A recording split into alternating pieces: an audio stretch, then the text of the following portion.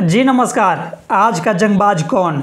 जिया लागल तमन मातल। पवन सिंह या खेसारी लाल यादव, हम बात करेंगे इसी वीडियो में।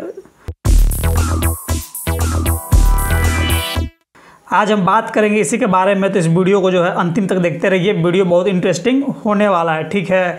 लेकिन उससे पहले हम कहना चाहते हैं कि कल हमारे एक भाई कमेंट में बोले हमको, और वैसे बहुत सारे भाई लोग बोले कि भैया आजकल का वीडियो में आप जो है बहुत लगते हैं उदास, क्या बात है? तो भैया देखिए, हमको तो नहीं लगता है कि हम हैं उदास। अब आपको लग रहा है तो थोड़ा सा हमको ध्यान से जो आप लोग एक बार देख लीजिए, और आप लोग भी जो देख के बताइए कि आपको हम कौन सा एंगल से दिख रहे हैं कि भैया आप सैड है, कमेंट में बताइए।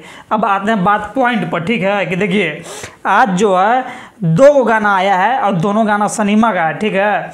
एक गाना जो है दबंग स्टार का है, जिस गाने का नाम है तू झूठी तेरा प्यार भी झूठा। जी बिल्कुल, गाना जो है एक नंबर जोरदार है। और एक और गाना आया है सिनेमा का पावर स्टार पवन सिंह का, जिस गाने का नाम है गजब कैला तू बन गईला।